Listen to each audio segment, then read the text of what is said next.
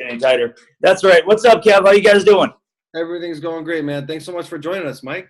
Hey, and thanks for having me, man. I'm excited about it. There's some good stuff to be talked about today. So I'm guessing, based on our prior conversation, you guys might be having a little trouble with inventory in your neck of the woods, huh? Yeah, we are. We're dealing with multiple offer situations, dealing with competing for listings, not a lot of inventory. So it's been a challenge. It's been a challenge for us in this market. So love to just maybe learn a little bit about you. I've told everyone about you, your background, 20 years in the business, been in the top 1% of agents in the United States. You now have a very successful brokerage. So before we jump into the good stuff and all the really cool tips you're going to share with us, tell us a little bit about yourself, just real quick about your background and what you're doing, and then we'll jump right in. Yeah, man, no problem. So yeah, you're right. 20 years in the business. Actually, no, I've actually been in the business for 1 year. I'm only 20. See, I mean, it does this to you. But no, for real, 20 years in the business. Love it. It's a great industry. But a few years back, I got out of production to open up a brokerage. And like you, I'm kind of a guy that runs a brokerage and a team. In that venture, I really, really enjoy helping agents. And I'm always looking for the best practices to bring back to the agents. I travel twice a month to every convention I can find. In fact, Kevin, how many have we been to together? Quite a few. I can't name them all, but we've been to a lot. Yeah, a lot of stuff, right? Yeah. So, my whole approach is I want to come back with the best information and put things. Actually, this is the thing, that if I'm going to say anything about myself, I love to implement. I like to go out there, find the best stuff, and go in and implement right away. So that's sort of my skill set. What I like to do. It doesn't always work. Nothing works every single time, but you just got to keep implementing new things and find out what works for you. So, we have the same problem you do. Our inventory right now is down, especially in the first-time home buyer market, down to sometimes 10 days or less in certain zip codes in our area. What are you guys down to right now overall? I'm not sure exactly, but we're faced with so the average time that an American takes to move, like the average 5 to 7 years, traditionally speaking, according to the Association of Realtors. In the Bay Area, particularly in San Francisco, I think it's at 17 years now. Wow. So the inventory, I mean, it's like people buying in and they're not moving, they're not selling. And it's because we're in terms of the Bay Area and in Orange County where we're based and in Southern California, there's not a lot of places you can go. So is part of that because there's fear of, if I list my house and sell it, I'm not going to find anything I like to move into? You're not going to find anything you like, and then you're not going to, you're priced out too. I mean, you're basically maxed out. So a lot of people are staying put, and we're dealing also with lots of rent back situations because, sellers are like, well, I'm going to sell my place, but what am I going to buy? I'm competing. It's going to be very competitive. It's hard for me to get back into a property. Right. So we're dealing with a lot of rent backs too. Right. And so, yeah, it's challenging for sure. So how far down is your inventory year after year right now? Are you guys down 10%, 7%? What's your average right now in your area? I'm not sure what exactly the percentages are, but I'll tell you, there's not a lot of properties on the market. I mean, we're seeing maybe 20 houses coming on the market per day. I mean, it's crazy. Yeah. What's your population to get over there? In we're in Northern California and San Francisco. There's 4 million people, 5 million people. And if you talk about Southern California, in LA itself is 5 million people. So there's a very big population, and there's a major crisis going on with housing. And it's something that's real. It's something we're dealing with every single day. And we have buyers, especially with buyers, we have lots of buyers. And one of the challenges is of course, creating relationships and building rapport with your buyers. And that's a challenge in itself. And then the next level is, now how do I get those clients into properties? Because right. I'm competing against 10 or 15 other people. And it's the same listings. There's not a lot of inventory. And so if you have someone that a seller who's considering putting their home on the market, you're competing against 7, 8 other agents. How many people are calling expireds every day? First of all, there's not that many expireds. Right. And so people that are reaching out to expireds, they're 1 in 100. The other day, I think Tristan was talking about, he went to a FSBO. There was 22 people that went to visit that property at FSBO. 22 agents. Right. So that's why I really wanted to have you on today, because we've talked about some really you've shared some really cool strategies and tips to hack into like a low inventory Yep. market, and how we can create more opportunities for ourselves as agents struggling to get more deals, get more listings, and get more buyers, and get more deals in the contract. So Absolutely. So yeah, let me share a couple things. A few things that you just said kind of hit home for me. And one of those things is the expired. So one thing that we found luck in isn't recent expireds. Recent expires we haven't had much luck in, but we've been going back sometimes 12 to 18 months of when they expired, because if they couldn't sell then, likely the prices have risen now to the point that they can. So we're starting to list quite a few of those right now. So that's been good for us. So how long are you guys going back in your expired search right now? no, I mean we're going back. I mean when I remember like 2014 when the market was like really, really hot. It's still very hot now, but looking back even like 2-3 years out, and looking at people that had listed their properties, and when the market wasn't as great, and Yep. they perhaps weren't able to get the number that they wanted, and now that the market's changed, those are some low-hanging fruit opportunities for sure. That's a really great idea. Yep. So we've been doing those, but I've been stacking it with a couple of things like reversing the risk, because we all know with sellers that one of the reasons they don't want to put their house in the market, in our state might be a little different than yours, but what we're doing is we're propositioning them almost with a USP of no risk or risk reversal, in terms of we can sell your home, and if you don't find one that you like, you don't have to move. So we're stacking that contingency up front, where what we're doing is we're advertising it. So people that normally would not call us are calling us only because of that safety net that they feel confident to try. But we're advertising that right now with a call action extension to it. So we're throwing that advertisement out there as a USP. List with us in the next 60 days, and this will be the guarantee. Let me ask you a couple questions real quick, because you mentioned a couple of things there. So USP, first of all, for those that maybe don't know what a USP is, can you just explain what that is, and then kind of break down what you just said, because there's some really good info there, and it was high level. So if you could just break that down. Of course. That's what we're going to do. We're going to do like kind of the 30,000 foot view, and then deep dive it, right? So the USP, unique sales proposition, okay? So in other words, it's some sort of thing that you're offering that's unique. Not everybody's doing it, and it gives them extra incentive of why they want to call you. And generally, you want those USPs to reverse some risk or give them confidence of some extra benefit of why they want to call. So what's an example? What's an example of a good USP, good unique proposition? I'll tell you, this one actually turned out really weird for me, because I got a girl in the office that I suggested this. She ran a billboard for a year, and the billboard produced little to nothing. So she thought about getting rid of the billboard, and I said, before you do that, let's just change the messaging once and see if this hits. And what she did is we created the love it or leave it guarantee. If you buy a house with me, and if you don't love it in the first 1 year, I'll sell it for free. So the risk reversal is, if you don't love where you move, because guess what, guys, in a low inventory environment, that's a pain point too. People are buying houses just because it's the only thing available. They're not even in love with it. They're like, it's the best of the worst, so I'll buy it. So anyway, the weird thing, the reason I say it's weird is because she's not getting buyers. She's getting listings from it. She's listed 6 homes in the last 6 weeks off that billboard. Wow. Now, we have a little bit different inventory than you do. We have very low inventory, but we'll get a few more opportunities in general. But the point is that one USP provided 6 solid listing opportunities.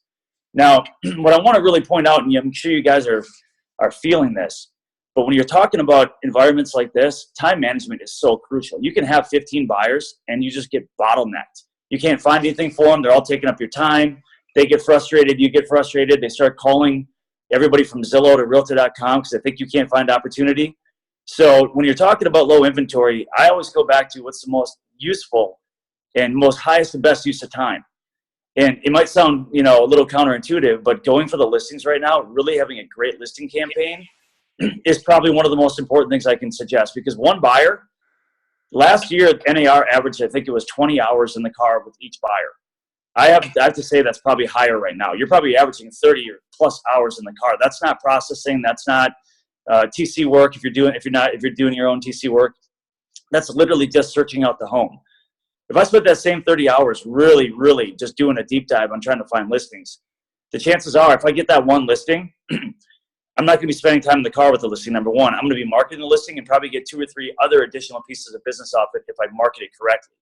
Mm-hmm. So what I'm saying is the best and highest and best use of your time really is farming listings. That's how you do it. Now, if you have a buyer, one thing that's been killing it for us, The USPs are great, but the other thing we've been doing is circle prospecting the heck out of any listing that we sell. So if we do sell a listing, we're circle prospecting that listing because we're doing massive open houses. We're doing all kinds of stuff to create a ton of activity on the house. And when I say massive open house, have you shared this with your group, how to really get a huge open house on your property? We had 115 people in one day last week. Tell us how you do it. We have our campaigns that we use, but please. Okay, so for our open houses, what we're doing is we're making an absolute circus. It would take me an hour to explain it, but Helixson, who you know, does a video on YouTube called The Massive Open House. It's a 53-minute video. If you follow that routine, we've been shut down by the police with this thing. There's so many people that show up. Literally, I had the cops shut me down. It was crazy. But what we're doing after that open house is we're taking that neighborhood and we're going around and we're letting people know that we still got tons of buyers out there. There's buyers ready to write right now. The house already sold. It's sold in 1 day or 2 days time, and it's sold for more than asking price. And we've got tons of buyers out there. So we're finding opportunity in that circle prospecting as well. Mm-hmm. Now, here's a great hack that goes along with that. If you have a buyer that you can't find a house for, and this is where I find that most agents in my neck of the woods, it's probably the same where you guys are. It's just kind of how realtors are. They get in reactive mode where they just don't know what to do proactively to create opportunity.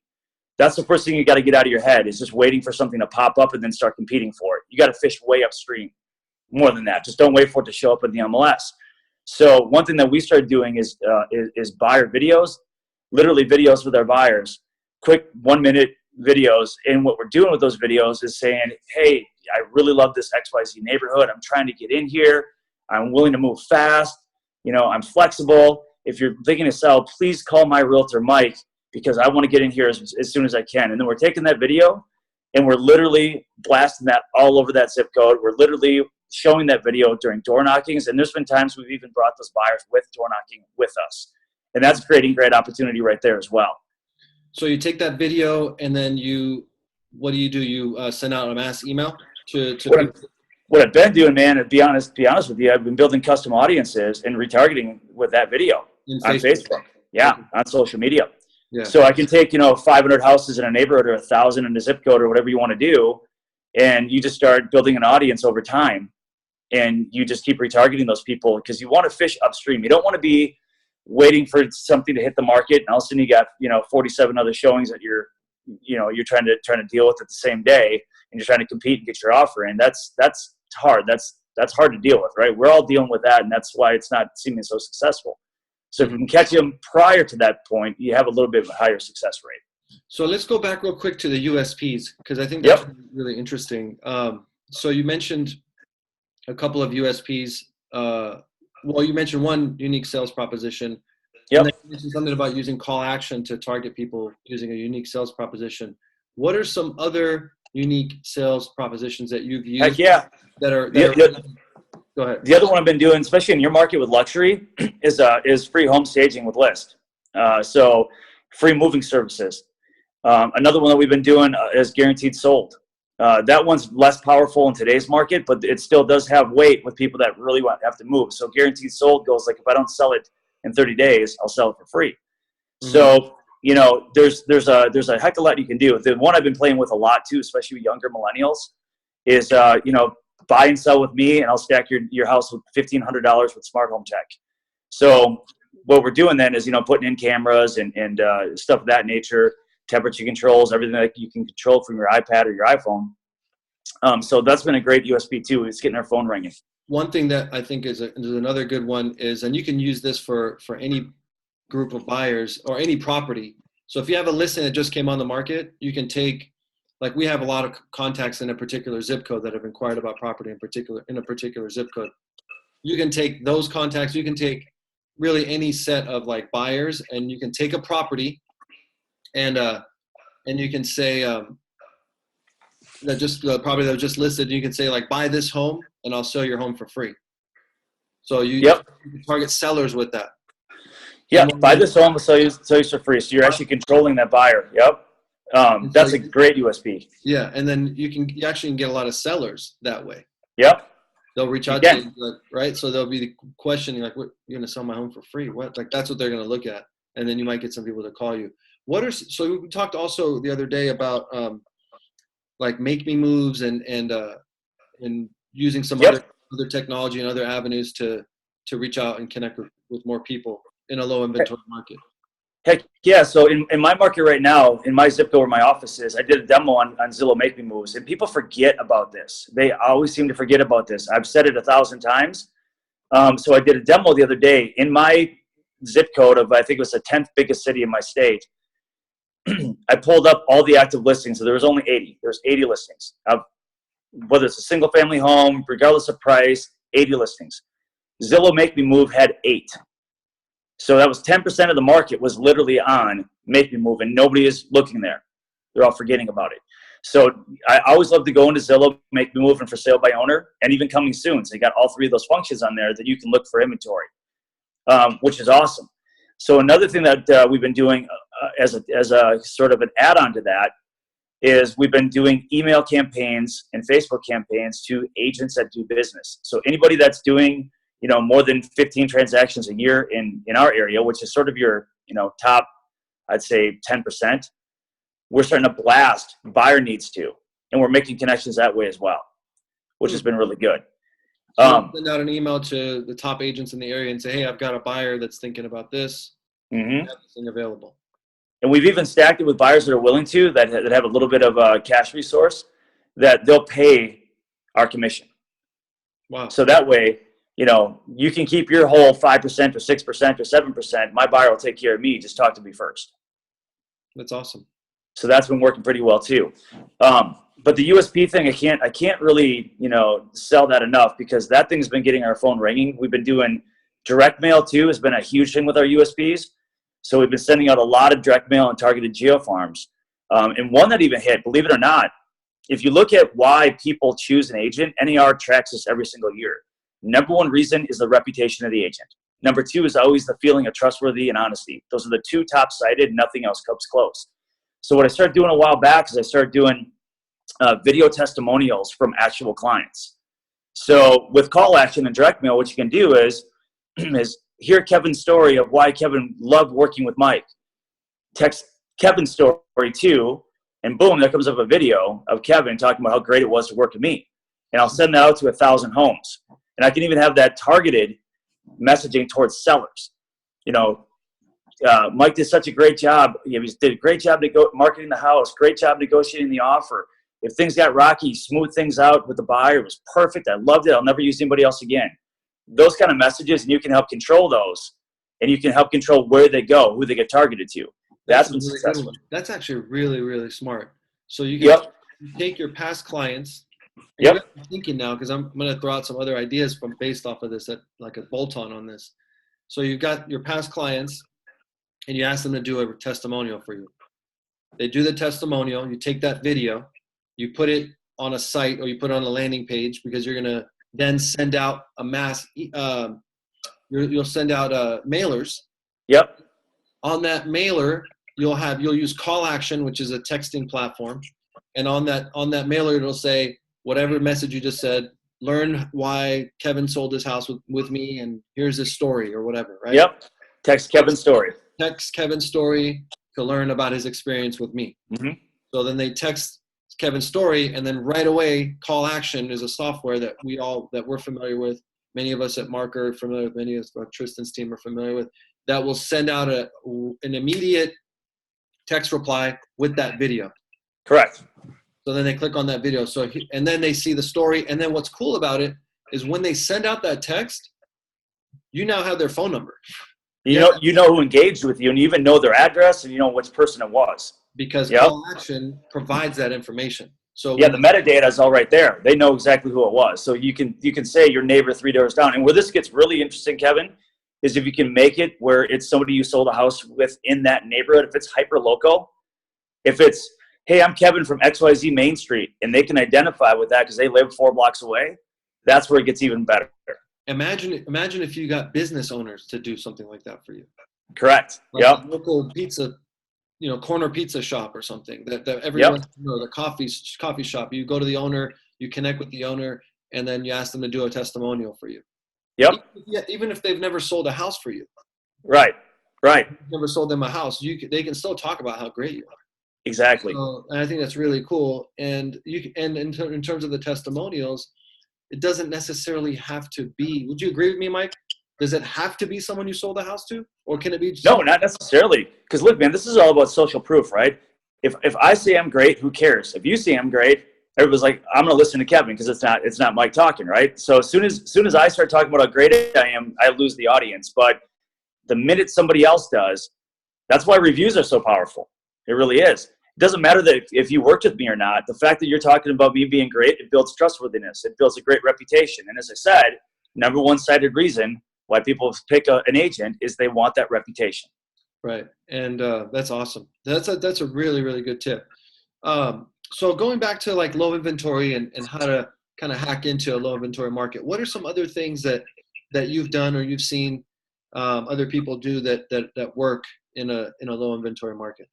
Sure. So I can't stress enough about actually getting boots on the ground proactively, getting boots on the ground and creating listing opportunities. So I ask a lot of agents, how many open houses did you do this week? And overwhelmingly, I hear pretty much none. We're sitting at my office right now on some weeks as low as 7 to 10% penetration rate on open houses. And it drives me crazy because the ones that are doing it are doing fantastic. The ones that are not doing it, I ask them every week, why would you not do this? You're literally sitting there speed dating for leads, and it's all neighborhood people. So I can't stress that enough, that people in the neighborhood are always curious to see what's happening with other people's listings in the neighborhood. Again, why I love call action. I can follow up with every single one of those about the open house of the whole neighborhood. Even if I don't know who was there, I can send messaging to that whole neighborhood when the house sells, when the price has been reduced, when anything happens.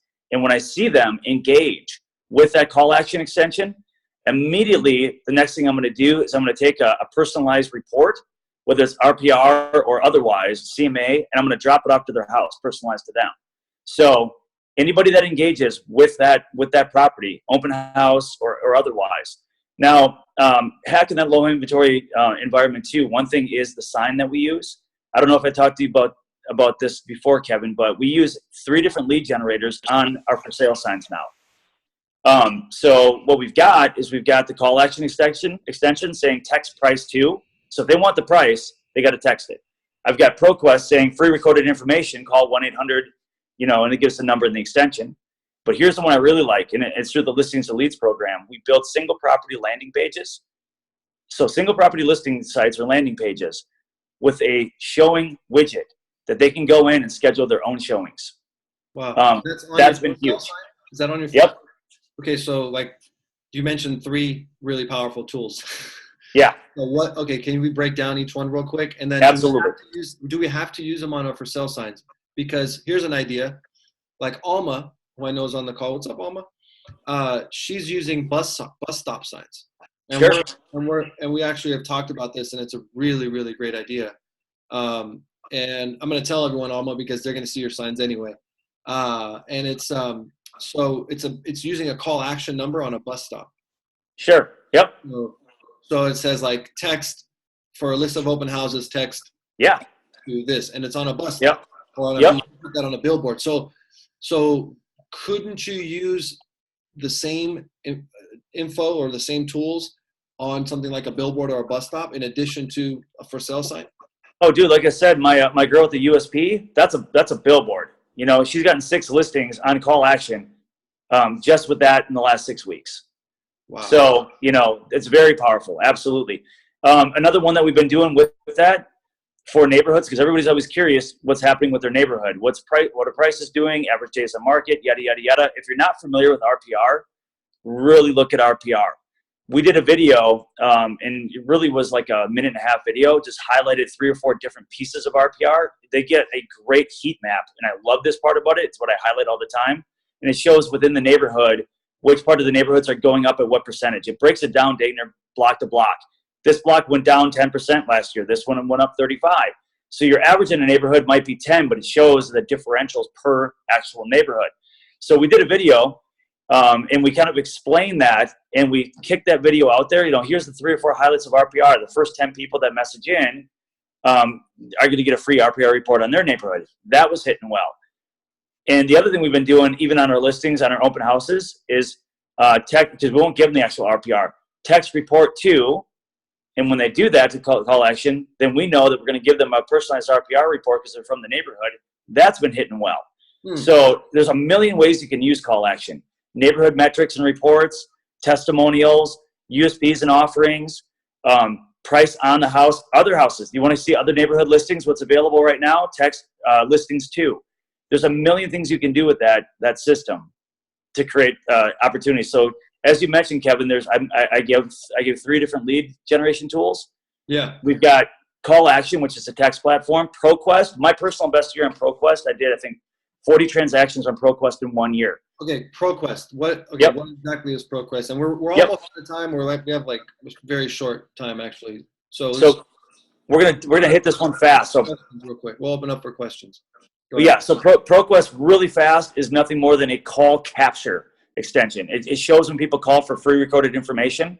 It's a 30-second commercial about the house, a service, or a product, and it captures them and alerts you within 10 seconds of them being on the phone with their phone number. Nice.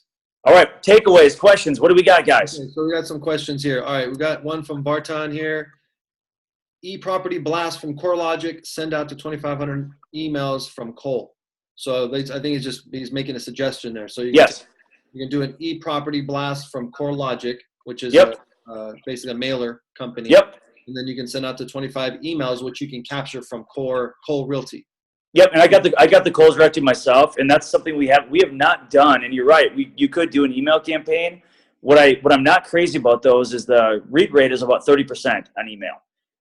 They don't open as much. So we've been doing the same thing. If you have their email address, you can build in a custom audience on Facebook, and that's where we hit them with retargeting with the same offer. Okay, so we have another question here. Thanks for that, Barton. That was a really good suggestion. We actually have a Cole Realty account, so if anyone wants to use ours, feel free to do it. So let's see. Here's one. What's the most effective way what's the most effective way you're getting stellar leads right now? So right now, in all honesty, it's using your listings you already have and leveraging those. So if you don't have listings yourself, if anybody else in the office has them, and you want to leverage those, work that out together or whatever. But it's seller lead gen doesn't usually happen well off your sphere of influence. It doesn't usually happen on paid sources. But I'll tell you, the social proof really is in the way that you're operating and marketing yourself and marketing that listing in a neighborhood. That's where we find our greatest opportunity. Okay. So here's another one. What's your strategy for competing with buyers in a multiple offer situation? This is a really long combo. I can tell you on the answer on this is there's a lot to talk about. Can I give you one tidbit that we just implemented super fast? Yeah. What we've been doing is we've been providing financial statements on finance deals. So if I'm going to go, 10% down conventional or whatever it is, but I've got another $100,000 sitting in the bank, we've been forwarding those proof of funds because everybody's worried about low appraisals and stuff like that. So that has been super successful. There's a million tips we can give on that, but that's a newer one that we've been having a lot of success with. Okay. And I'll say another thing is also create relationships with people in the business, like listing agents. You want to create a positive relationship with them, build rapport with them because they're the gatekeepers of like the property. So you want to build a positive relationship with them. Also, have a clean package when you're submitting your offers, and have buyer letters. I know Mike, we're talking about doing videos. You can do a buyer video. So there's a lot. And we've had several talks on this, and we can go into it further. But it's a really long answer. Just don't have a lot. The best advice I can give for your whole brokerage is move together on that piece as a team. Right now, we're winning about 85% of multiple offers in my office because everyone in the industry knows that we rock in multiple offers, and they actually look for my company's offers to hit the table. When you build that kind of reputation, that's huge. It is, and making sure your buyers understand that in a multiple offer situation, there may be, they may have to come up in price and all that. There's a couple other this is a really good question here. If you had $1,000 to spend marketing, what would you spend your money on? Okay, so if you had $1,000 to spend your money marketing, again, what I would do is I'd spend that $1,000 doing whatever I got to do to get a listing. And I'd probably, when I say that marketing, I'd probably do more. If I've got $1,000, I got more time than money. So I'm probably not going to spend that $1,000, to buy leads or anything like that. What I'm going to do is I'm going to go and spend my time door knocking. I'm going to end up on the phone. I'm going to do whatever it takes. I'm going to take you out to lunch. If you're an agent, I'm going to take you out to lunch with that $1,000 and say, can I market your listing? because that's really where your opportunity is going to come from. Okay. So is there, if you had to, I'm going to kind of like pin you down. Sure. If you had to pick, like, we've talked about a lot of tools here. Call action all day. You use call action? All day. Yeah, because you can use that so many different ways. So $1,000 on call action, and then you would create, like, you could do like an email blast, and you can say, list your home with me and I'll sell your home for free. And use call action. You could do so many things with that. Okay, so call action, even if you were to take the platform of Listings to Leads, which does like 12 different things to market your listings for you, and you attach call action just to that platform with Facebook and Craigslist and everything else it does, those are cheap ways that you can get your money out there and get it working for you. I think a lot of people want to figure out where to spend money, and I get that question. But, just buying expensive leads and stuff like that, in my opinion, isn't necessary. You can do it, but really what I'm looking for is the smartest investment. I'm going to go for listings because that's the rarity. That's the gem right now. If you get listings, you win the day. Okay, that was a good answer. Here's another question from Kayla. What are the 3 riders? You're talking about the 3 different lead generation tactics, right? I think so, Kayla. Is that what you're asking? What are the 3? Okay, yes, she said yes. Yep. So call action, that's one of them. The next one is ProQuest, and that's that call caption number. And the last one is what I use for Listings to Leads, L2L, is our single property landing site. Okay, I'm getting text messages with more questions here. Okay, so and then we talked about earlier, because not all of us have 25 listings. Okay, so let's right. So yep. If you don't have a lot of listings, you can still use these tools in a different way. Here's the beauty of it. Listings to Leads, you can use anybody's. Anybody that's connected to that system of any brokerage, you can leverage theirs. Believe it or not. So it's set up that way. Yeah, and we have to follow the MLS rules on that, and yep. It really just comes down to like the proper presentation of that listing and giving credit to the actual listing agent. But yep. Like our MLS, that's a resource for us to leverage those listings to get business from. Okay, Zillow, Trulia, Realtor.com, they do that too, and we're no different than them. We're private companies, and we're private individual business owners. So we should be leveraging other listings to get more business from, and we can utilize these tools that Mike's talking about by taking other listings and doing the exact thing that Mike's saying. Am I right? Absolutely, because as you're right, I mean, the way it works really is the reciprocity through something like Listings to Leads, and I would call them the rep directly. But you can pretty much, as long as you're following your MLS rules, take those listings, make them your own, and get opportunity from those. Because I know everybody's going, if I don't have listings, how do I do this? I mean, you've got to leverage other opportunity out there. Yes. Okay. So here got a few more. Here's another one. How often should we follow up with sellers?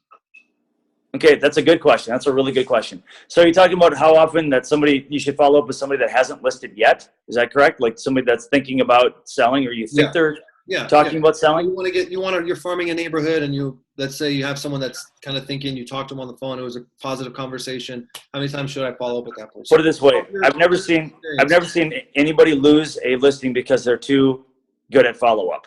It's usually the opposite. No, you've never lost a listing because you followed up? I've never seen anybody that, you know what, I don't want to work with you, Kevin, because you're too good at follow-up, you're too good at communication. I'm going to go work with somebody else that I never hear from. I've never seen that said before. So I think the answer is keep following up and make sure the conversation is relevant, make sure it's good. If you ask them every single day, can I list your home? That probably isn't going to work. So just make sure your follow-up is relevant, it hits home, it's asking good questions. That's really what it's about. Making sure you're asking all kinds of good questions, finding out what's really important to them about the move, finding out what their pain points are, how you can help remove those, finding out how you can help move things forward. Understand nobody likes to move and wants to move. They're trying to move either away from something that doesn't work in their home or towards something they're excited about, but the move itself is cumbersome. It's not exciting, especially today when they have anxiety about finding a house that doesn't exist in the marketplace yet. So when you're able to talk to them about how you can help those pain points, how you can, protect them with contingencies that if they don't find their house, they don't have to sell, or protect them by, we've got short-term interim housing for you, or whatever it is, solve their problems and follow up. Okay. And then see a couple more here and then we can wrap it up. So Vartan mentioned, I have Vulcan 7 full of data going back 5 years. What years would you start calling first? He has Vulcan 7 data going back 5 years.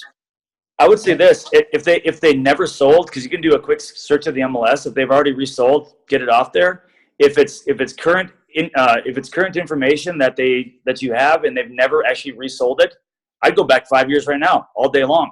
At some point, they had an interest in selling, and whatever that reason was. Again, people don't just move to move because they feel like, I'm super bored and I have nothing better to do.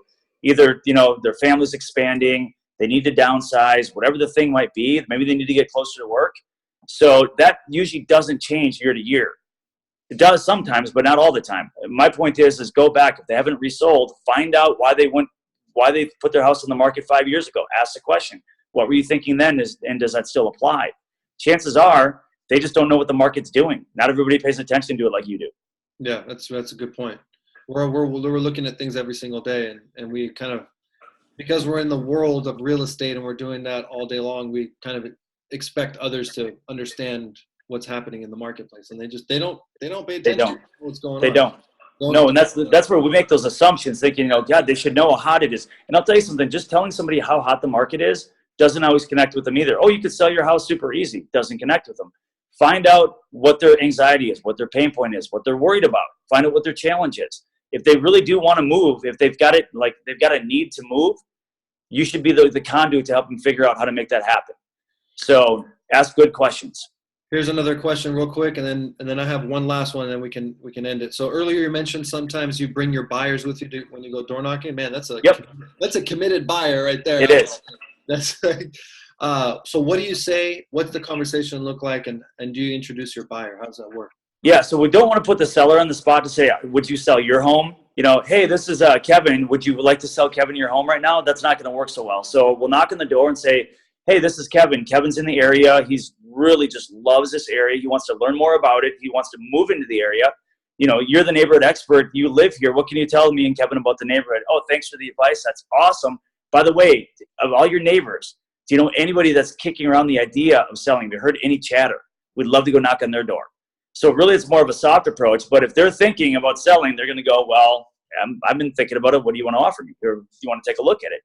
Yeah. What I really like about that is, first of all, you've got a super committed buyer. Yeah. Yep.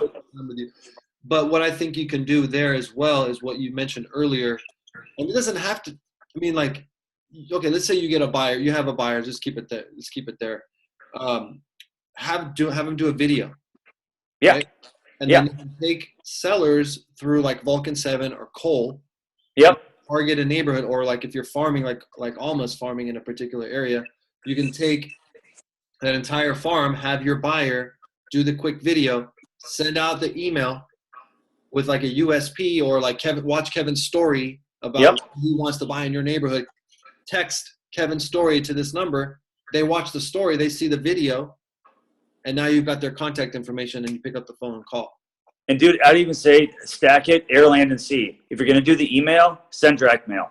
If they don't read the email, they're going to read the direct mail. Make sure you hit them from different angles.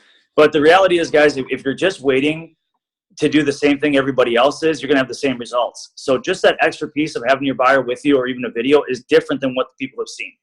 That's what's going to help you stand apart. Okay, and then here's one last one. Sorry, man, and then we can end it. So what's your strategy on getting buyers motivated to keep looking for property when they feel outpriced by the market? Well, I'll tell you, that plays in exactly what Kevin said about having a motivated buyer. If you're motivated to write $30, $40, $50, $100,000 over asking price, how would you like to maybe just come with me for a couple afternoons and knock on doors and see if we can avoid that?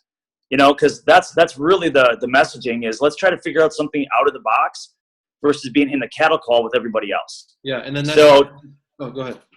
Yeah, so really, to answer your question even better, when you're winning multiple offers at a high level and you've got a great super razor sharp strategy to do so, that's going to help. As long as you have a buyer they might fail on the first one because they don't want to listen, but when they see what happens and they'll adjust and they let you take the reins and they'll just follow, that's going to help a lot. And one last thing, again, to point out what you just mentioned in terms of having a motivated buyer, if you have someone that just been losing out, I would think it'd be fairly easy to say, hey, let's shoot a quick video, and I'm going to use this video to send out a blast to all the homeowners in the area. Would you mind just taking quick five 30 seconds real quick, do it right now. Like, and I put them on this, just do it right there in front of them. Like, there's no need to be fancy or anything. It doesn't need to have any major fancy, crazy production. Just grab your iPhone, be like, hey, let's do it real quick. Just give me a video. Tell me real quick, right now, real quick, why you want to buy in this neighborhood. Boom, and do it. Just go. That's all you need to do. That's all you do. Now you've got that content. You can start repurposing it, and then you can put it on Facebook. You can put it anywhere. So, man. And by the way, think about it, guys. For your own business, if you're the guy that does that, or not the guy, but if you're the person that does that, the man or woman that does that, and you're known to go that far out of the box, guess what you're going to be getting in return for that? When you find the buyer of the house that nobody else could, or you get the listing that and the seller's like, I've never seen people do this kind of stuff before, you start building yourself a referral base. And believe it or not, people actually start sending you referrals without you even asking for them. Like, you got to work with Kevin. Kevin's got such cool ideas. You got to work with Kevin. At the end of the day, you need to be visible. Yep. Right? You need to be connecting with people, and you need to put yourself out there. Yep. So that's what it comes down to. Absolutely. Yeah. Thanks so much, Mike. This was such a great call. So much great info. I know you're like really, really busy guy operating a brokerage, and you're traveling all over and coaching and speaking everywhere. And for you to take the time like this, it really means a lot, man. Thank you so much. Oh, I loved it, man. Hopefully I didn't talk too fast. I knew I had a lot to get out, so I was just blurting it. But, if any of you guys need any more info, whatever, let Kevin know. I mean, hit me up on Facebook. I'd be happy to talk. So thanks, guys. Go win the day. You got a great guy there with Kevin. He's a great leader. So, I know you guys will do great. Thanks, Kev.